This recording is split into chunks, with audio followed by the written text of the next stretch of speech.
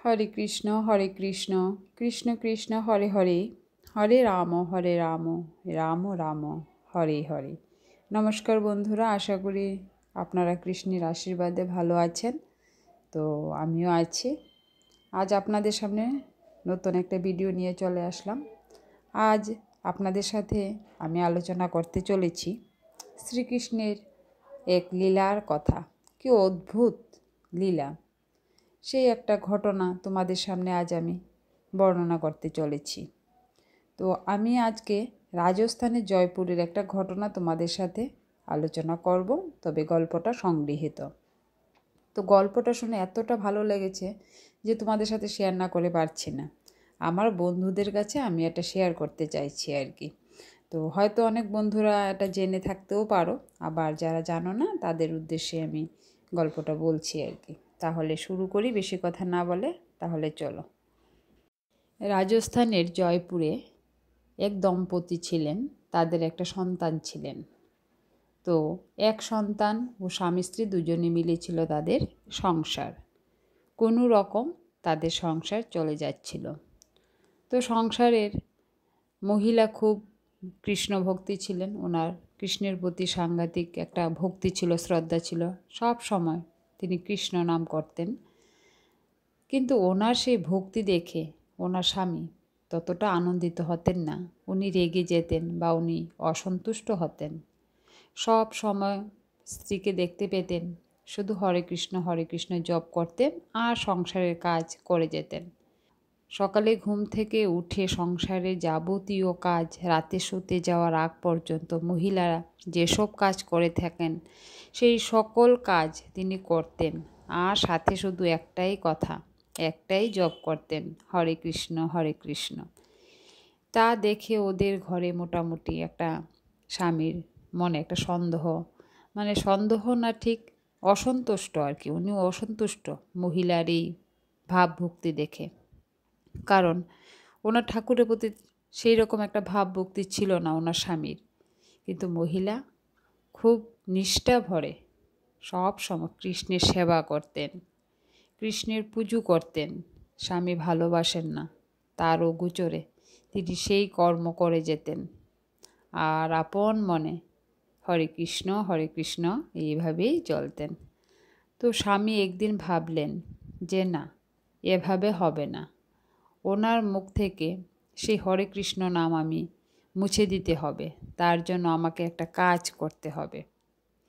তো তিনি কি করলেন, একদিন একটা ব্যাগে করে কিছু টাকা নিয়ে আসলেন। টাকা নিয়ে এসে উনি ওনার স্ত্রীর হাতে দিয়ে বললেন যে টাকাটা তুমি রেখে দাও, একটা গোপন জায়গায় রেখে দাও, যখন আমার প্রয়োজন হবে তখন আমি তোমার কাছ থেকে নিয়ে নেব। তখন স্ত্রী কী করলেন, স্বামীর সেই টাকাটা সে যত্ন করে একটা গোপন জায়গায় রেখে দিলেন। তো কিছুদিন যাওয়ার পর তার স্বামী কী করলো, চুপি চুপি এসে সেই গোপন জায়গা থেকে টাকাটা নিয়ে সে কী করলো, নদীতে ফেলে দিল। নদীতে ফেলে দিলে তো সেই টাকা আর পাওয়া যাবে না, না, নদীর স্রোতে কোথায় না কোথায় ভেসে যাবে। তো এইভাবে করার উদ্দেশ্য হলো, স্বামী চেয়েছিল যে এভাবে না করলে স্ত্রীর সেই কৃষ্ণ ভক্তি দূর করা যাবে না। কারণ উনি একদমই ভক্তি শ্রদ্ধা ছিল না ভগবানের প্রতি, একরকম নাস্তিক প্রকৃতির ছিলেন আর কি। তো তিনি কী করলেন, স্ত্রীকে শিক্ষা দেওয়ার জন্য এই ঘটনাটা ঘটালেন। তো কিছুদিন পর আবার এসে বলছে স্ত্রীকে যে আমার টাকাটা দাও, আমার টাকাটার প্রয়োজন পড়েছে। তখন স্ত্রী কী করলো, সেই টাকাটা যেখানে রেখেছিল সেখান থেকে নিয়ে এসে আবার স্বামীকে দিয়ে দিল। স্বামী তো অবাক হয়ে গেল, তার চক্ষু স্থির হয়ে গেল, বড় বড় চোখ করে স্ত্রীর দিকে তাকিয়ে আছে। তিনি হাসবেন না কাঁদবেন বুঝতে পারছেন না। এ কি করে হয়, কারণ স্ত্রীর দ্বারা সম্ভব নয় এতগুলি টাকা আবার জোগাড় করে রাখা, এটা তিনি ভালো করেই জানেন। কিন্তু তিনি কিছুই বুঝতে পারছেন না। না বুঝে সঙ্গে সঙ্গে তিনি সেই ঘরের বিগ্রহ শ্রীকৃষ্ণের পায়ে স্ত্রী যেখানে পুজো করেন সেখানে গিয়ে লুটিয়ে পড়লেন। লুটিয়ে পড়ে কান্না করতে লাগলেন। স্ত্রী তো হতভম্ব হয়ে গেল। যার মুখে কখনো কৃষ্ণ নাম শুনেনি, যে কখনো কৃষ্ণ পুজোর প্রতি ভক্তি শ্রদ্ধা দেখায়নি, স্ত্রীকে বারণ করে এইসব বদ্ধ করতে হবে, সে আজ কৃষ্ণের পায়ে লুটিয়ে পড়েছে। স্ত্রী কিছুই বুঝতে পারছেন না। তখন স্বামীর পাশে গেলেন, গিয়ে বললেন, কি হয়েছে তোমার, আমাকে খুলে বলো। তখন স্বামী বলছে স্ত্রীকে, তুমি আমাকে মাপ করে দাও, তুমি আমাকে ক্ষমা করে দাও। আমি এতদিন যা করেছি তোমার সাথে খুব অন্যায় করে ফেলেছি, আমাকে মাপ করে দাও। তারপরও স্ত্রী কিছুতেই বুঝতে পারছে না আসল রহস্যটা কী। তখন স্ত্রী বলছে, আমি কি করলাম বা তুমি কি করলে যে তোমাকে আমি মাপ করে দেব? আমি তো কিছু দেখতে পাচ্ছি না যে তুমি কিছু করেছো, তোমাকে আমি মাপ করে দিতে পারি। তখন স্বামী অশ্রু ভরা নয়নে স্ত্রীর দিকে জোর হাত করে বলছে, তোমার এত ভক্তি, এত শ্রদ্ধা কৃষ্ণের প্রতি, আমি এটাকে ভেবেছিলাম একটা ছলনা। আমার কাছে একটুকু ভালো লাগতো না তোমার এই ভক্তি শ্রদ্ধা দেখে, কারণ কখনো ঠাকুরের প্রতি আমি বিশ্বাস শ্রদ্ধা আসেইনি, তাই তোমার সেই ভক্তি শ্রদ্ধাকেও আমি মেনে নিতে পারতাম না। আমি ভাবতাম যে ঠাকুর আছে, ঠাকুর তো নেই, এইরকম ভাবতাম। কিন্তু আজ প্রমাণ হয়ে গেল যে ঠাকুর সত্যিই আছে। তারপরও তার স্ত্রী হা করে তাকিয়ে রইল। মনে মনে একটু খুশি হয়েছে যে হ্যাঁ, ভগবানের প্রতি ভক্তি এসেছে, কিন্তু আসল রহস্যটা তো তিনি জানতে পারছেন না। আসল রহস্যটা তিনি কিছুই বুঝতে পারছেন না। তখন তার স্বামীকে বলল, তুমি যদি আমাকে একটু খুলে বলো আসলে রহস্যটা কী বা ব্যাপারটা কী হয়েছে। তুমি কখনো ঠাকুরের দিকে ফিরেও তাকাওনি, এমনকি ঠাকুরের নামটা পর্যন্ত তুমি সহ্য করতে পারো না, কিন্তু আজ এভাবে তুমি ঠাকুরের পায়ে লুটিয়ে পড়লে, অশ্রুভরা নয়নে আমার দিকে তাকিয়ে ক্ষমা চাইছ, তার মানে কি? তখন সে বলল, পুরো ঘটনাটা বিস্তারিতভাবে স্ত্রীর সামনে বলল। স্ত্রী তখন চোখে জল চলে আসলো, শ্রীকৃষ্ণের দিকে হাত জোর করে বলল, ঠাকুর, তোমার লীলা বোঝা বড় দায়। তুমি এভাবে কাউকে শিক্ষা দিতে পারো আমার জানা ছিল না।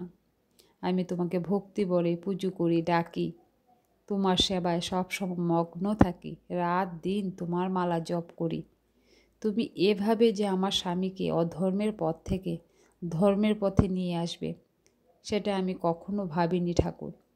তোমার কাছে আজ আমার পুজোর নিবেদন সার্থক হলো। এতদিনের ভক্তি শ্রদ্ধা, আমি আজ সেই ভক্তি শ্রদ্ধাকে আমার পূর্ণ বলে মনে করলাম। তোমার কাছে আমি এতটা যে পাবো কখনো আশা করিনি। আজ আমার স্বামী তোমার পায়ে লুটিয়ে পড়েছে, তোমার গুণগান করছে, তোমার পুজো করাও শুরু করেছে। আমি ধন্য, আজ তোমার সেবা করে আমি আজ অনেক প্রাপ্তি পেয়েছি। এই বলে স্বামী স্ত্রী দুজনে মিলে শুরু করে দিল একসাথে শ্রীকৃষ্ণের পূজা অর্চনা। এর থেকে বোঝা গেল যে ভক্তি কাকে বলে। ভক্তি থাকলে পাথরও জলে ভাসে, বুবাও কথা বলতে পারে, কালাও কানে শুনতে পারে। তাই বলছি, ভক্তি ভরে পুজো করলে ঠাকুর ভক্তর কাছে ঠিক দর্শন দেয়। এই গল্পের মাধ্যমে আমরা বুঝতে পারলাম যে ঠাকুর আছে। অনেকে বলবে যে ঠাকুর নেই। ঠাকুর আছে বা ঠাকুর নেই এটা কেউ বলতে পারে না।